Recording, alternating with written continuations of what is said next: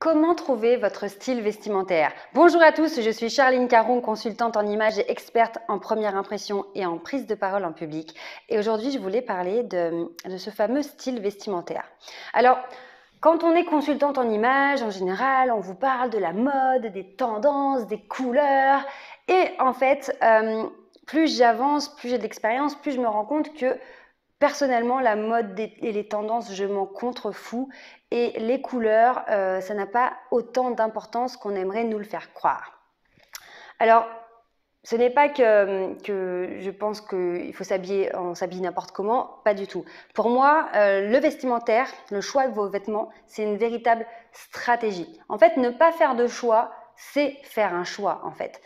Quand vous allez à un rendez-vous, vous allez n'importe où, dans n'importe quel contexte, la façon dont vous êtes habillé, en fait, ça vous positionne. Ça vous positionne dans le regard de l'autre sur différents plans. La première chose, ça vous positionne par rapport à vous-même.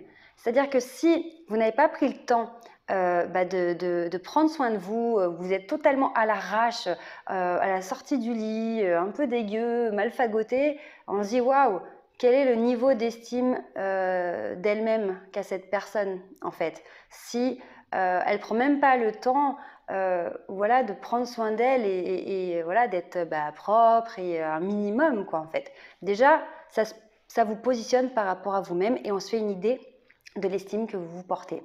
Si vous êtes à l'inverse extrême, tiré à quatre épingles, on sent que derrière il y a 2 heures de préparation alors que vous pointez à 8 heures du matin, vous dites oula mais quels sont les principes de cette personne qui se lève à 4 heures du mat pour se faire un maquillage avec du contouring, un maquillage digne d'un truc scénique ou de boîte de nuit alors que c'est 8 heures du mat. Voilà, ça donne des infos en fait sur vous et ça fait, si c'est trop ou pas assez, enfin en tout cas dans les extrêmes, ça fait poser des questions.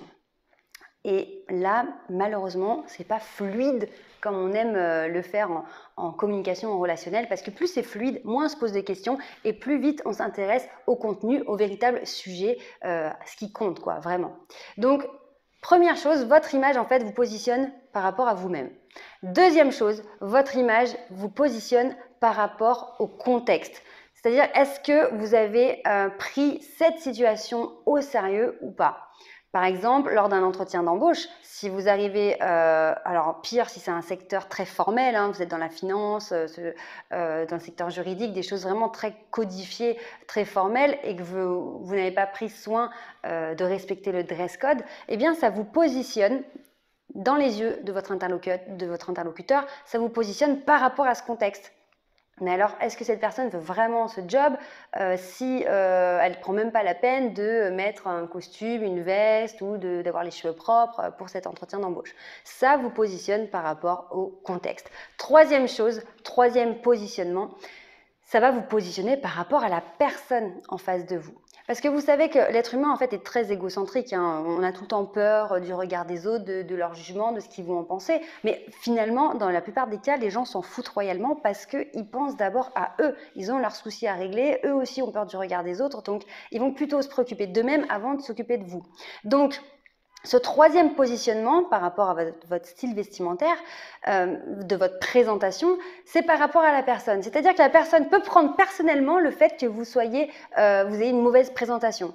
C'est-à-dire que la personne qui vous reçoit en entretien, en rendez-vous, peut se dire mais attends, ça veut dire que, à quel niveau la personne me considère en fait si quand elle vient me voir en rendez-vous, elle prend pas la peine de faire un minimum d'efforts, ça veut dire que je compte pas. Enfin voilà, alors on peut aussi pousser la question dans les couples, hein. Vous savez qu'au début d'une relation, alors là, en termes d'investissement, on est à fond, on fait attention à comment on s'habille, comment on se coiffe, comment on se maquille pour les femmes, comment voilà, et puis après, les mois, les années passent et on rentre un peu dans de l'acquis malheureusement, et on prend moins le temps, moins d'énergie pour s'apprêter pour l'autre.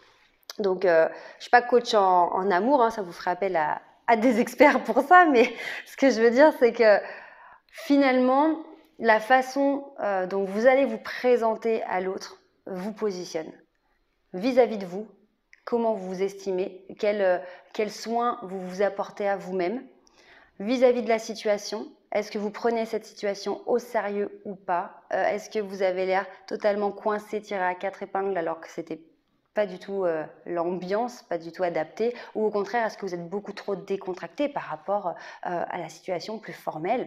Et troisième chose, comment vous vous positionnez par rapport à la personne avec qui vous avez rendez-vous? Est-ce que voilà, vous montrez un certain un respect, une certaine considération en prenant soin de la façon dont vous allez vous habiller, de la façon de vous présenter. Voilà, donc c'est vraiment avoir conscience que au-delà, enfin le style vestimentaire, au-delà d'être entre le décontracté ou le total classique formel, au-delà d'exprimer nos propres goûts, nos préférences, est-ce que je suis plutôt dans un style décontracté bohème, est-ce que je suis plutôt dans du glamour, est-ce que je suis plutôt dans du tape à l'œil, du bling bling, est-ce que je suis plutôt dans du classique, discret. Voilà, c'est au-delà de ça, c'est vraiment comment je me positionne vis-à-vis de moi, vis-à-vis de la situation, vis-à-vis de mes interlocuteurs. Et ça, déjà, si vous maîtrisez ça, ça signifie que votre communication sera beaucoup plus efficace puisque vous aurez décidé de ce que vous voulez que les autres pensent de vous et de votre positionnement. Et donc, déjà, ça met en place un décor qui permet que la suite soit plus facile en fait. Si vous voulez montrer que c'est important pour vous, eh bien, ouais, faites attention à votre présentation. Et là, ça va se voir que vous avez pris soin de préparer. Voilà, vous avez fait un effort. Donc, ça se voit que vous voulez vous investir, que c'est important pour vous. Si vous voulez montrer que vous êtes en totale décontraction, qu'il n'y a pas de pression, bah oui, là aussi, ça va se voir. Mais tout est une question comment dire, ouais, de détails. Bon, j'en aurai pas assez dans cette vidéo pour tout détailler. Donc, pensez bien à vous abonner à la chaîne parce que, bon, comme vous avez vu, j'ai plein de choses à vous raconter, à vous expliquer et sinon, cette vidéo durerait 3 jours. Mais donc, je vais le faire en plusieurs fois.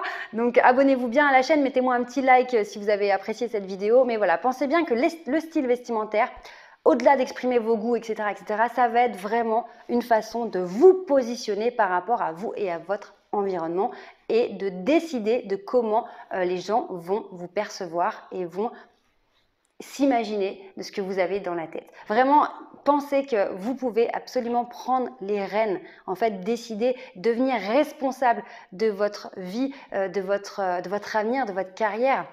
Il suffit juste d'apprendre les codes et de comprendre comment ça fonctionne et puis d'oser, oser sortir de votre zone de confort, oser essayer, oser de faire des choses un peu différemment et c'est pour le meilleur. Donc ouais, je vous souhaite vraiment de prendre soin de vous, oser, essayer de nouvelles choses, écrivez-moi en commentaire, écrivez-moi si vous avez besoin d'aide, de soutien, de conseils, vous savez que je suis toujours là pour vous et moi je vous dis à très vite pour la suite de l'aventure.